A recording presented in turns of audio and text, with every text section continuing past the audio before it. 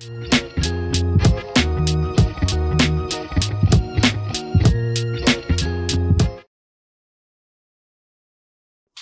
అండి.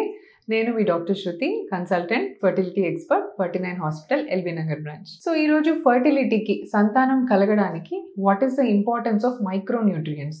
సో మనం టాబ్లెట్స్, రకరకాల ట్రీట్మెంట్స్, ఐయుఐ అని, ఐవీఎఫ్ అని, న్యాచురల్ పద్ధతి అని ట్రీట్మెంట్స్ గురించి అందరం మనం డిస్కస్ చేసాం ఆల్రెడీ. బట్ మనం తినే తిండిలో లేదా మన బాడీకి ఎలాంటి మైక్రోన్యూట్రియంట్స్ అవసరము దీని గురించి మాట్లాడదాం. సో మైక్రోన్యూట్రియంట్ అంటే ఏంటి? ఫస్ట్ ఆఫ్ ఆల్, సో పేరులోనే ఉంది మైక్రోన్యూట్రియంట్ అంటే దీస్ ఆర్ దోస్ ఎలిమెంట్స్. ఇవి చాలా చిన్న క్వాంటిటీలో ఇనఫ్ అనమాట బాడీకి. So which are required in trace amounts for the normal functioning of the human body. So reproduction కరెక్ట్గా జరగాలి, ఎగ్ కరెక్ట్గా రిలీజ్ అవ్వాలి, స్పర్మ్ పర్ఫెక్ట్గా ప్రొడ్యూస్ అవ్వాలి, ఫర్టిలైజేషన్ అవ్వాలి అంటే ఇవన్నీ అవసరం.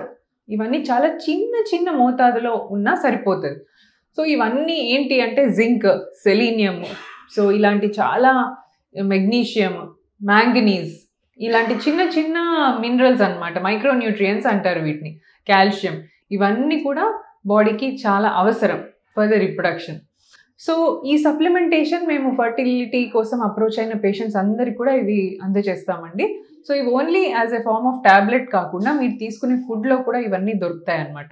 సో మైక్రోన్యూట్రియంట్స్ బాడీలో ప్రతి ఆర్గన్కి ఎంత ఇంపార్టెంటో అలాగే రిప్రొడక్షన్కి కూడా చాలా ఇంపార్టెంట్ అనమాట. సో సెలీనియం డెఫిషియన్సీ అయినా, జింక్ డెఫిషియన్సీ అయినా రిప్రొడక్షన్ మీద పడవచ్చు.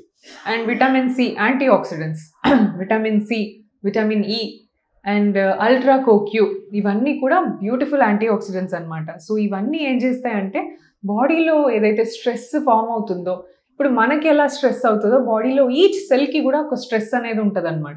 సో ఆక్సిడేటివ్ స్ట్రెస్ అంటారు. సో ఎక్సెసివ్ వర్క్ చేయడం వల్ల, లేదా బాగా ఏజ్ ఎక్కువ అవుతుంటే, లేదా ఏదైనా ఇన్ఫెక్షన్స్ వచ్చినా, ఏదైనా డిజీజ్ కండిషన్ ఉన్నా సెల్కి ఆక్సిడేటివ్ స్ట్రెస్ అనేది స్టార్ట్ అయిపోతుంది. సో ఈ ఆక్సిడేటివ్ స్ట్రెస్ని ఏది తీసేస్తుంది మన సెల్లోంచి? ఈ కోక్యూ అనే ఎంజైము స్ట్రెస్ని అంతా రిలీజ్ చేస్తుంది అనమాట. అలాగే vitamin A, vitamin C, E, ఇవన్నీ కూడా stress removing things. So antioxidants అంటారు. వీటన్నిటి ద్వారా కూడా సెల్ మళ్ళీ రీజువనేట్ అయ్యి, సెల్లో మళ్ళీ రిపేర్ మెకానిజం స్టార్ట్ అయ్యి మీ ఎగ్ క్వాలిటీ కానీ లేదా స్పర్మ్ క్వాలిటీ కానీ మంచిగా ఇంప్రూవ్ అవుతుంది అనమాట. సో ఒక్కొక్కసారి మనకి రీజన్ ఫర్ ప్రెగ్నెన్సీ ఎందుకు రావట్లేదు అనేది అర్థం కాదు, అన్నీ బాగుంటాయి. ఇలాంటి వాళ్ళకు కూడా ఈ యాంటీ ఆక్సిడెంట్స్ ఇచ్చి చూస్తే చాలా బ్యూటిఫుల్గా ప్రెగ్నెన్సీ రేట్ ఇంప్రూవ్ అయిందనమాట. సో యాంటీ ఆక్సిడెంట్స్ రెగ్యులర్ బేసిస్లో తీసుకోవడం చాలా ఇంపార్టెంట్.